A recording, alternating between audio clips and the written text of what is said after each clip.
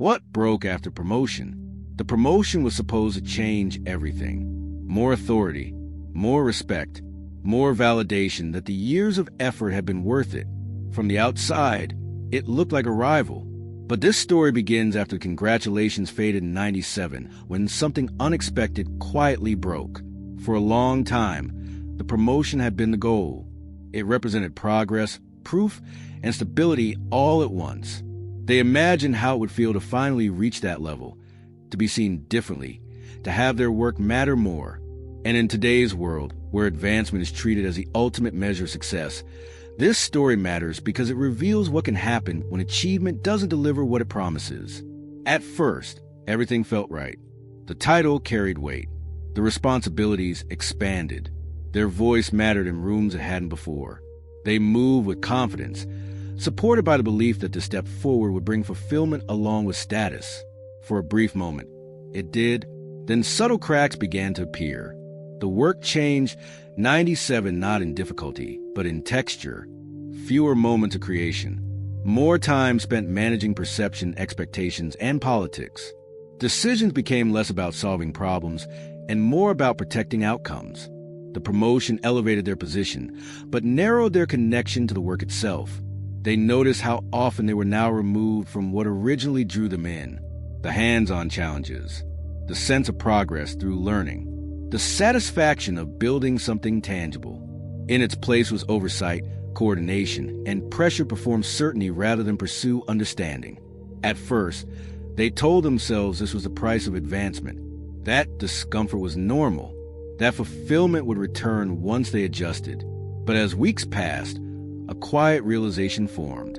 Something essential had shifted, '97, and not in the way they expected. The promotion hadn't broken their workload. It had broken their relationship with the work. And once that truth surfaced, it changed how they saw success, ambition, and the future they were building. The more time passed, the harder it became to ignore what had changed. Their calendar filled with meetings, approvals, and decisions removed from direct impact.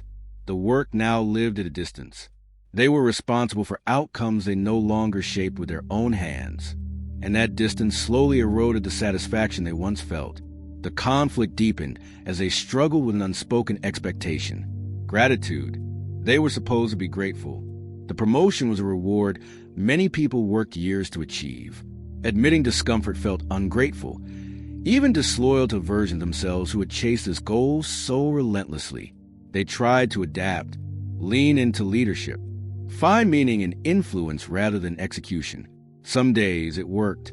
Other days it felt hollow. The connection they once had with their work, '97 intimate, tactile, engaging, '97 was fading, replaced by responsibility, without resonance. The tension peaked when they realized how carefully they were now managing appearances, speaking in abstractions, framing decisions diplomatically, avoiding vulnerability to maintain authority. The role rewarded certainty, not curiosity, and that realization cut deeply. Curiosity had always been their strength. They questioned whether the problem was temporary, a learning curve, an adjustment period. But each attempt to convince themselves rang hollow. The work had become harder. '97 had become less personal. The promotion had elevated their status while distancing them from what made the work meaningful in the first place. That recognition unsettled them. It forced a reconsideration of what progress actually meant. Advancement had delivered responsibility, but had taken something else in exchange. Something harder to name, but impossible to ignore. What had broken wasn't motivation. It was connection. And without that connection, even success began to feel fragile. As the loss of connection settled in, the internal conflict reached its sharpest edge. They were succeeding by every visible measure, yet feeling increasingly distant from the work itself. The promotion had amplified their influence, but it had muted their engagement, and that contradiction was difficult to reconcile. They tried to ignore it first, told themselves this was maturity, that leadership meant stepping back, that personal satisfaction was a lesser priority now. But the discomfort persisted, growing stronger in moments when they were most removed from the work.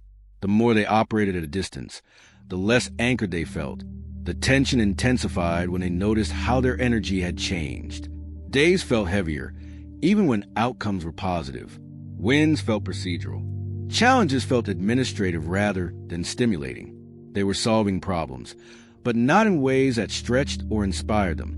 The work no longer demanded curiosity. It demanded control. The emotional peak arrived during a moment that should have felt triumphant. A major initiative succeeded. Praise followed. Recognition was clear. And yet, as the moment passed, they felt strangely empty.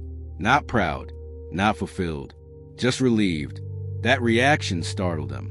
Relief wasn't the emotion they expected at the height of success. In that moment, the truth became unavoidable. The promotion hadn't broken the work accidentally. It had revealed a mismatch. They had climbed toward a version of success that required distance, while their sense of meaning required closeness. The higher they went, the further they moved from what energized them. This wasn't a failure of ambition. It was a misunderstanding of self. They had assumed growth meant moving upward, when for them, growth had always come from moving deeper. The role rewarded oversight. They thrived on involvement, and that difference mattered more than title or status. The conflict resolved into clarity. The issue wasn't whether they could do the job well. It was whether the job allowed them to be who they actually were. And once that question surfaced, it demanded an honest answer. Answering that question didn't lead to an immediate decision. It led to reflection. They stopped assuming the promotion was the final destination and began seeing it as information, evidence of what worked on paper and what didn't work in practice. The role hadn't failed them. It had clarified them.